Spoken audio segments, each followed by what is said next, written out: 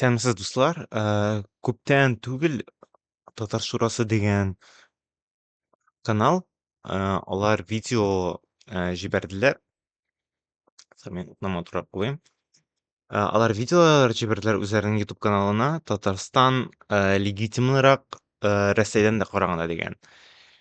Әйдәгез шул видеоны карыйбыз, аннарысын берәр нинди фикер аның буенча әйтербез. Нәрсә без аның турында уйлыйбыз, яки шундыйрак әйберләр. Аннарысын нәрсә тагын. Шуннан шул инде. Һәм безгә аның турында әйтәчәк Фарит Закиев. Әйдәгез карыйбыз.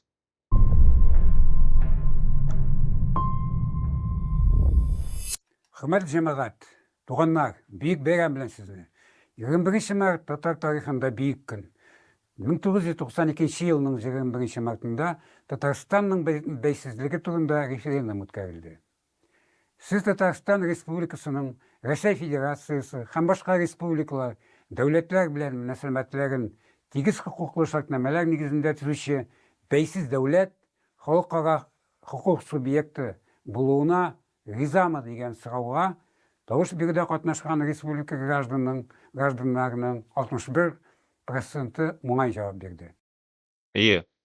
Бу дөрес. Ул 1992 елда бугай булды һәм референдумда 61% кеше Татарстан суверен дәүләт булырга тиеш дип әйтте. Кайбер кешеләр әйтәләр, мәсәлән, мин бер видеода күрсәткән идем инде аны. Ничек алар апелляция телиләр ясарга.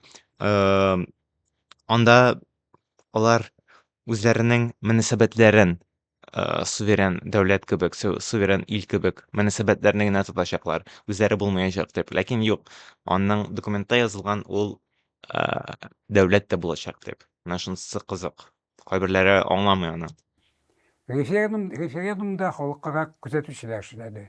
Референдум алдыннан бүтән татар иҗтимагый үзәгенең президиум әгъзасы Илдус Садыйков Америка Кушма Штатларына очты.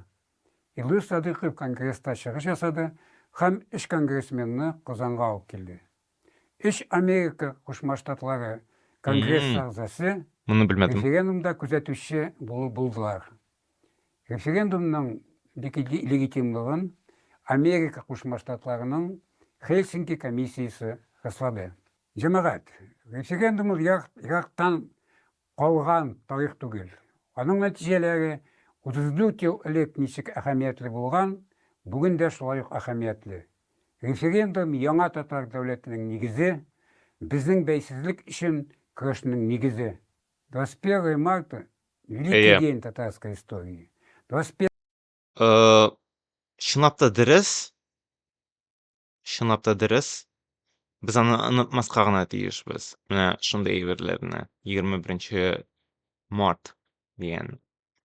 Аннан минем тагын бер әйбер бар. Татар Шурасыннан. Әгез карыйк әле. Shorts. Хәзер 5 секунд. Ул да шул ук әйбер буенча 21 март озакламый була, шуңа күрә әгез карыйбыз. Когда в стране идет борьба, разве можно отсиживаться дома? Эти слова сегодня звучат как приговор тем, кто выбрал молчание.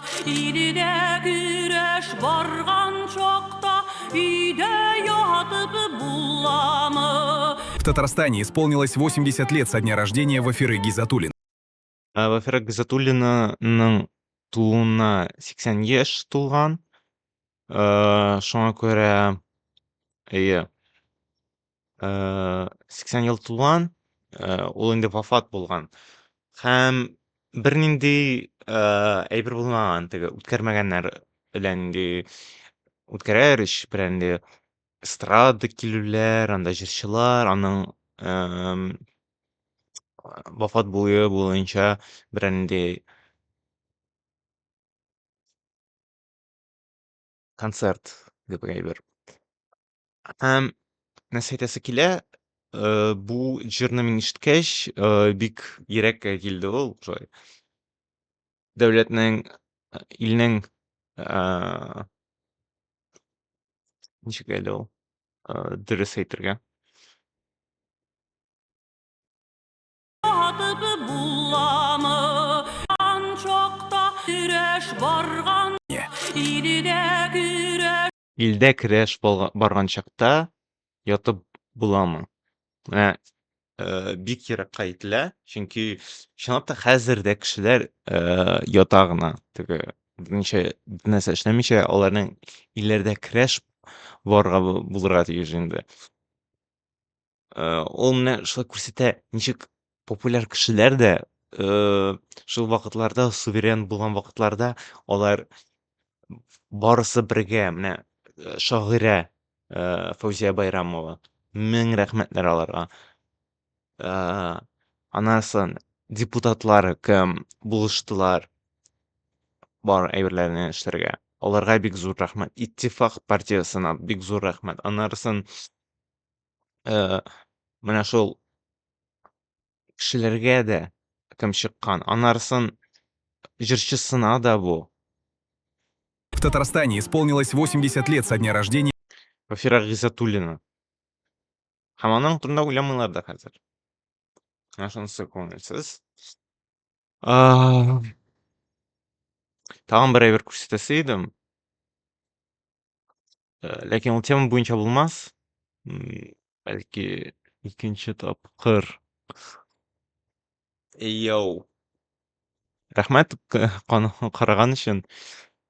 Бәлки бу видео чыгар 21 март я соңрак, әле белмим. Күбрәк теләсәгез, мондый форматларда реакциялар минем карау, видеолар җибәрегез, нәрсә мин карый алам. Бәлки берәр нәрсәгә карармын. Минем уемда, планнарымда бар, бәлки таяну нокталарын карарга, күчтәнәчләрне карарга, берәр тәнле иске программаларын карарга, менә шундый әйберләр.